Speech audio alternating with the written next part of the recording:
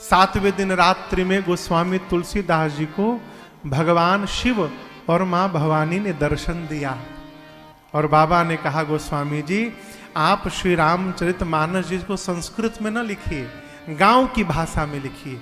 क्यों? आने वाले समय में, कलिकाल में संस्कृत समझना सबके बस की बात नहीं रह जाएगी। इसलिए आप इस भाषा में लिखिए कि जो नहीं पढ़ा लिखा है वो भी गा सके। आप इतने सारे लोग बैठे हैं, यदि आप में से पूछूं कि आप में से किसी को श्रीमद् वाल्मीकि रामायण का कोई श्लोक याद है? कितने लोग हैं? हमको एक श्लोक याद है बस। आप में से कहूं गीता जी का किसी कोई श्लोक याद है? एक दो? कोई हाथ नहीं, एक हाथ खड़ा हुआ है उधर बस। आपसे कहीं शिव महापुराण का कोई श्लोक याद है आप में से किसी को? एक हाथ उधर खड़ा है, हमको नहीं याद है। यदि आपसे पूछूं कि रामचरितमानस जी की एक चौपाई किसको याद है? कम से कम एक चौपाई आपको नहीं याद है? याद है, आपको पता ही नहीं कि मानस की चौपाई है। ऐसा कोई नहीं है जिसको मानस की एक चौपाई नहीं याद है। ए जी मंगल भावना मंगल हारे, याद है ना? मंगल भावना मंगल हारे, प्रभु सुदशरथ अजिर बिहारे, प्रभु सुदशरथ अजिर बिहारे, प्रभु सुदशरथ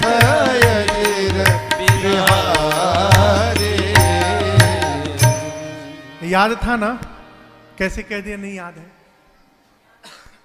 यही तो आनंद की बात है। धरती पर ऐसा कोई सनातनी नहीं है माई बाप जिसको मानस की एक चौपाई न याद हो। जो कुछ नहीं जानता वो भी कहता हो है वो है जो राम रचि राखा। ये तो रही बात चौपाई की। आप में से कौन है जिसको कम से कम एक दोहा याद है मानस जी का? एक दोहा। आपको दोहा नहीं याद है मानस जी का? आपको भी याद है? आप नहीं, जितने हैं सबको याद है। श्री गुरु चरण सरोज रज निज मन मुकुर सुधार, वरनौ रघुवर बिमल जस जो दायक फल चार। ये श्री हनुमान चालीसा जी का दोहा नहीं है, ये अयोध्या कांड का प्रथम दोहा है। अब कहिए याद था कि नहीं याद था? यही प्रामाणिकता है मानस जी की। अच्छा, आप में से कौन है जो उसको मानस का एक छंद याद है? याद बहुत तो है लेकिन पता नहीं कि मानस जी का छंद है। गावे मनुजाहि राचेउ मिले सोबरु सहज सुंदर साबरो, करुणा निधान सुजान शील स्नेह जानत स्नेह जानत राम रोहा, स्नेह जानत राम रोहा। याद था ना? आपको नहीं याद था, ठीक है। आपको जो याद है, भय प्रगट कृपाला दीन दयाला, कौशल्या हितकारी, हर्षित महतारे मुनि मन हारे, अद्भुत रूप निहारे। याद है ना? अरे आप क्या माई बाप, धरती के किसी भी कोने में चले जाइए, जो हिंदू है ऐसा हो ही नहीं सकता कि उसको मानस जी की चौपाई याद ना हो, दोहा याद ना हो और छंद याद ना हो। इसीलिए कि जो नहीं भी जानता वो भी गा सके, गोस्वामी जी ने इनकी रचना अवधि में की। जब पूरे मानस की रचना हो गई तो काशी में जो उस समय विद्वान लोग थे, काशी तो विद्वानों की धरती है, काशी के विद्वत परिषद के लोग बोले कि ये ग्रंथ नहीं हो सकता, क्योंकि गांव के भाषा में लिखी है और ग्रंथ संस्कृत में रहता है, ये ग्रंथ हो ही नहीं सकता। गोस्वामी तुलसीदास जी बोले कि देखिए मैंने लिखा नहीं है, मुझसे लिखवाया गया है, और किसी ने नहीं, स्वयं भगवान विश्वनाथ ने कहा है गांव की भाषा में लिखने के लिए। तो ब्राह्मणों ने कहा हम कैसे माने? गोस्वामी जी बोले निर्णय बाबा विश्वनाथ जी करेंगे। और उसी विश्वनाथ जी के मंदिर में श्री रामचरितमानस जी को सबसे नीचे रखा गया, उनके ऊपर 18 पुराण रखे गए, चारों वेद रखे गए, रख करके विश्वनाथ जी के चारों द्वार बंद कर दिए गए मंदिर के। रात भर गोस्वामी जी मंदिर के बाहर बैठकर रोते रहे, एक ही बात कहते थे, बाबा राखो लाज हमारी, बाबा राखो लाज हमारी। आपसे निवेदन करूं, जब मंगल आरती करने के लिए भगवान विश्वनाथ जी का पट खोला गया तो क्या ब्राह्मणों ने देखा कि जो श्री रामचरितमानस जी सबसे नीचे रखे गए थे वो सबसे ऊपर आ गए हैं, सबसे ऊपर। और इतना ही नहीं, उस प्रति पर भगवान शिव का हस्ताक्षर था और इस शब्द का जन्म ही वहीं पर हुआ। उस प्रति के प्रथम पृष्ठ पर भगवान शिव ने लिखा सत्यम शिवम सुंदरम। इस शब्द का जन्म ही वहां पर हुआ। क्यों? गोस्वामी भगवान शिव ने कहा जो इसमें लिखा है वही सत्य है। शिव का अर्थ है कल्याण, शिवम यही मानव जाति का कल्याण करने वाला है, और सुंदरम यही भगवान की सबसे सुंदर गाथा है। ये भगवान विश्वनाथ ने प्रमाणित किया, इसलिए हम लोग और आप ज्योतिर्लिंग पर भगवान विश्वनाथ को सुनाने यहां पर आए। ये विश्वनाथ जी की रचना है। आप दर्शन करिए, भगवान शंकर ने ही ग्रंथ की रचना कराई है। रचि महेश निज मानस राखा। इस ग्रंथ की रचना किसने की? किसने की? बाबा ने की। रचि महेश निज मानस राखा, पाए सुसमय शिवासन भाखा। भगवान शिव ने रामचरित्र की रचना करके अपने मन में रखा और समय आने पर मां पार्वती जी को सुनाया। रामचरितमानस नाम लिखने का तीसरा कारण, भगवान राम का वो चरित्र जो भगवान शिव के मानस से निकला है, इसलिए इसका नाम श्री रामचरितमानस पड़ा। कौन सा चरित्र? जो बाबा के मानस से प्रवाहित हुआ, इसलिए इसका नाम श्री रामचरितमानस पड़ा। यहां तो आपको मैं कथा सुना रहा हूं राजन, लेकिन श्री रामचरितमानस में एक कथावाचक नहीं है। कितने कथावाचक हैं? चार। अभी आपसे निवेदन किया, मानस यानी सरोवर। इस सरोवर के चार दिशा में 4 घाट बने हैं और प्रत्येक घाट पर एक कथा सुनाने वाला कथावाचक है और एक सुनने वाले श्रोता है। हमारे आगे तो आप लोग इतने सारे लोग हैं, असत्य बतावे, हम कलकत्ता से चले थे ना, तो हम सोचे थे कि 50-60 लोग होंगे। सत्य बता रहा हूं, यही मन में था कि तीर्थ में इससे अधिक लोग नहीं होते। हम लोग गए थे खाटू श्याम कथा गाने, तो वहां तो खैर अद्भुत लीला, हम कुछ कहेंगे नहीं। भीड़ हजारों की थी, हजारों नहीं लाखों की। जिस समय उनका जन्मोत्सव रहता है ना श्याम जी का, उसी समय कथा थी। दिल्ली के हमारे, बॉम्बे के एक भैया वहां पर आयोजन किए। जिस भवन में हम लोग रुके थे, उस भवन में 10,000 लोग थे। कितने लोग? 10,000। कथा में कितने लोग रहते थे? 15। 100 आदमी। हाँ, आप थे उस कथा में? कहां 100 आदमी थे, लास्ट दिन पहुंचे होंगे। जो आयोजक थे भैया, उनके साथ जितने लोग आए थे वही लोग नहीं बैठते थे कथा में, घूमते रहते थे। हम भी कहें बाबा कहां बुला लिए हो। लेकिन यहां आप दर्शन करिए, इतनी दूर, आज पहले दिन की कथा है और इस सभागार में पांव रखने की जगह नहीं है। यही बाबा की कृपा है और करुणा है। जैसा बाबू जी कह रहे थे, कथा सुनाई पड़ जाए सरल ना समझिएगा। कथा के पहले नहाने गए, कान में पानी चला गया, न 7 दिन कथा नहीं सुन पाए।